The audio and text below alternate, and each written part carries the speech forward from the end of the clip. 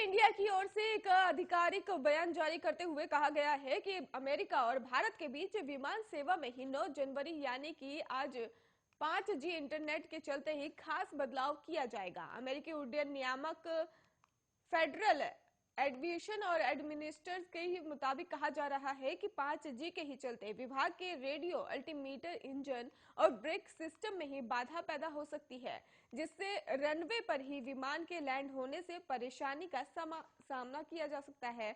और यह भी कहा जा रहा है कि दुबई के ही एमिरात एयरलाइन ने ही भी बीते दिन अमेरिका के अलग अलग जगह जाने वाली उड़ानों को रद्द कर दिया है। दरअसल एयर इंडिया ने ट्वीट कर इस बात की जानकारी देते हुए कहा है कि अमेरिका में ही 5G के चलते ही भारत से वहां की सेवाओं में 19 जनवरी 2022 में बदलाव किया जाएगा। कंपनी ने आगे कहा कि इसके अलावा विमान के प्रकार में भी बदलाव किया जाएगा, जिसके बारे में जल्द अपडेट साझा होगा। और बता दें आपको कि अमेरिका एयरपोर्ट्स पर भी आज से ही 5G तकनीक शुरू होने जा रही है और जिससे फ्लाइट्स के ही प्रभावित होने की पूरी आशंका है। यूनाइटेड एयरलाइंस ने भी एक बयान में कहा कि अमेरिका की सरकार का ये प्लान विमान सेवा को गंभीर तौर पर प्रभावित करता है। और जानकारी के मुताबिक अमेरिका की एयरलाइंस ने ही बाइडेन प्रशासन से इसे कुछ समय के लिए टालने का अनुरोध किया था। आपको बता दें कि उन्होंने पत्र लिखकर चेतावनी भी दी थी कि इसका असर गंभीर हो सकता है। हालांकि अभी तक इस बात की जानकारी नहीं है कि बाइडेन प्रशासन ने एयरलाइंस की इस चेतावनी को कितनी गंभीर रूप से लिया है। माना जा रहा है कि 5G तकनीक के ही एयरलाइंस की फ्रीक्वेंसी में ही बाधा पैदा हो सकती है।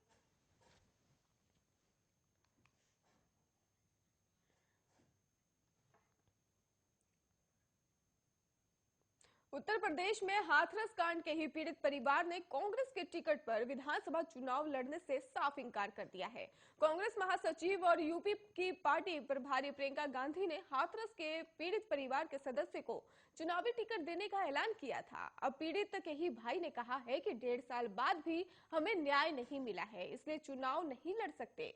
पीड़िता के भाई ने कहा कि अगर प्रियंका गांधी ने हमें टिकट देने का ऐलान किया है तो हम इसका स्वागत करते हैं, लेकिन हमें टिकट नहीं, न्याय चाहिए।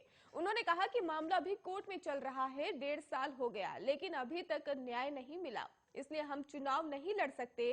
गौरतलब है कि यूपी में ही हाथरस जिले के ही चंदपा गांव में 14 सितंबर 2020 को दलित लड़की के साथ गैंगरेप की घटना हुई और आरोपियों ने ही उस पर जानलेवा हमला भी किया। बाद में पीड़िता की दिल्ली के ही सफदरजंग अस्पताल में ही मौत हो गई और इस घटना के बाद विपक्ष बीजेपी सरकार पर हमलावर हो गया। वहीं कांग्रेस ने भी अपने उम्मीदवारों की पहली लिस्ट में उन्नाव रेप पीड़िता की मां को भी टिकट दिया था। कांग्रेस 125 उम्मीदवारों की पहली सूची जारी कर चुकी है और जिसमें 40% महिलाएं हैं। इस दौरान ही प्रियंका गांधी ने भी कहा था कि हमारी उन्नाव की प्रत्याशी गैंगरेप पीड़िता की मां आशा सिंह है, वे चुनाव लड़ना चाहती है और हमने उनको मौका दिया और जिस सत्ता के जरिए उनके पति की हत्या हुई, बेटी का रेप हुआ, एक्सीडेंट हुआ, ऐसे में वही सत्ता अपने हाथों में ले।